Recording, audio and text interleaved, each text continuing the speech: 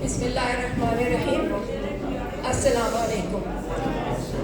اس پروردگار کے نام سے جس نے ہمیں محمد صلی اللہ علیہ وآلہ وسلم کی امتی بنایا, اس کی امت میں ہمیں پیدا کر کے ہمیں یہ شرف بخشا, اور آج اسی حوالے سے ہم سب یہاں موجود ہیں اور اس نبی کریم صلی اللہ علیہ وسلم کی سیرت اور ان کی طرز زندگی کے بارے میں گفتگو کر رہے ہیں.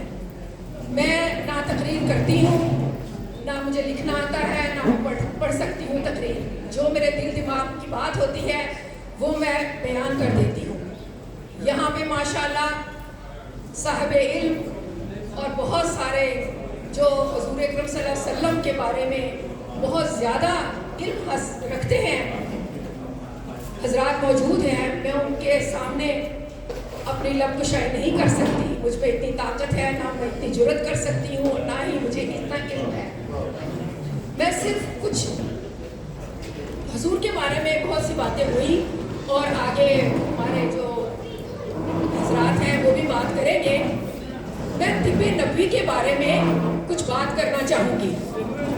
میں نے یہ موضوع اس لیے چنا کہ یہ تھوڑا سا ہٹ کے ہے اور اس پہ بات کرنا اس لیے بھی ضروری ہے کہ نبی اللہ تعالیٰ نے اپنا پیغام پہنچانے, انسانیت کی تعلیمات اور اخلاقیات کے لیے بھیجے. نبی کریم صلی اللہ علیہ وآلہ وسلم طبیب نہیں تھے, وہ اللہ تعالیٰ کے پیغمبر تھے اور انہوں نے اللہ کا پیغام ہم تک پہنچایا.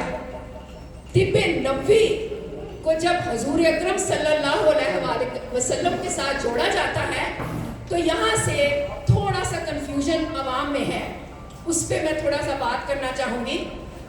ہم جب سیرت کی بات کرتے ہیں, حضور کی بہت سی اچھی باتوں کی, عادات کی, اخلاق کی, ان کی گفتگو کی, ان کے پہننے اوڑھنے طرز زندگی کی, تو وہ سیرت ہے. احادیث سے لا الہ الا اللہ محمد رسول اللہ, ہمارا ایمان مکمل ہوتا ہے اللہ کی کو ماننے اور محمد صلی اللہ علیہ وسلم پر اس کا نبی اور پیغمبر تسلیم کرنے میں. اس لیے یہ بات کلیئر ہونی چاہیے کہ حضرت محمد صلی اللہ علیہ وسلم ایک پیغمبر تھے, وہ طبیب نہیں تھے.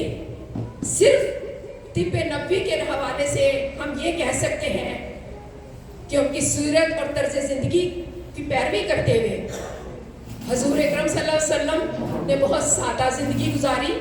وہ سادہ غذا کھاتے تھے, بہت کم کھاتے تھے, بھوک رکھ کے کھاتے تھے, اور وہ تمام غذائیں وہ جو ان کو پسندیدہ تھیں ہم اس کا ذکر کر سکتے ہیں اس حوالے سے. حضور اکرم صلی اللہ علیہ وسلم نے خود بھی اور صحابہ اکرام کو بھی کچھ جڑی بوٹیوں سے, کچھ غذاؤں سے اور کچھ دعاؤں سے شفا کے لیے تلقین کی اور اس پہ عمل کیا. حضور اکرم صلی اللہ علیہ وسلم کی جو غذائیں یا خوراک اس زمانے میں وہ کھایا کرتے تھے, آج کل سائنس کے دور میں اگر اس نظریے سے دیکھا جائے تو وہ ہماری جسمانی, ذہنی اور ہماری صحت کے لیے بہت ہی بہت مفید ہیں. گوشت ان کا پسندیدہ غذا تھی. گوشت کے شوربے کے ساتھ وہ روٹی کھایا کرتے تھے, جو کی روٹی کھایا کرتے تھے, جو کا دلیا, جو کا ستو, وہ ان کا مشروب بہترین تھا. مشروبات میں دودھ پیا کرتے تھے اور ان کا پسندیدہ مشروب جس کو دبیز کے نام سے جانا جاتا ہے, وہ کھجوروں کو پانی میں بھگو کر اور رات بھر بھگو دیا کرتے تھے اور پھر اس پانی کو پیا کرتے تھے. تو یہ ان کے مشروبات تھے. اور اگر اس کو آج کے زمانے سے دیکھا جائے تو کھجور جو ہے واقعی اس میں بے انتہا طاقت کا خزانہ ہے وہ ایک. اسی طرح سے اگر پھلوں کی بات کی جائے, انگور, تربوز, انار ان کے پسندیدہ پھل تھے, اور انجیر. ان چیزوں میں بہت بے انتہا وائٹامنس اور بہت سے منرلز ہیں. ہم اس نظریے سے بھی دیکھیں تو ہمارے لیے وہ بہت اچھی چیزیں ہیں. سرکہ, زیتون کا تیل, یہ بھی ان کے خوراک کا حصہ تھا.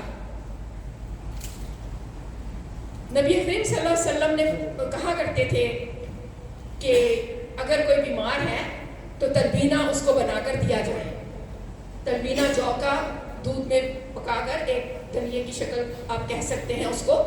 آج کل اس میں اور بھی بہت سی چیزیں ملائی جاتی ہیں لیکن ایکچولی وہ تلبین جو ہے وہ دودھ میں دلیے کے ساتھ ہی ہے.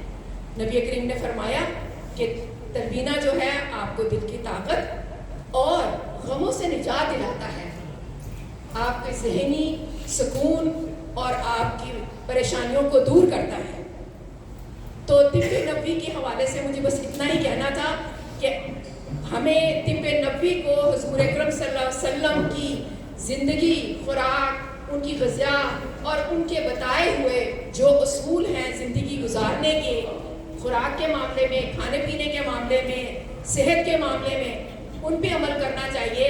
اور اس کو صرف اور صرف اس نظریے سے نہیں دیکھنا چاہیے کہ یہ طب نبوی حضور کی کوئی طب سے تعلق ہے.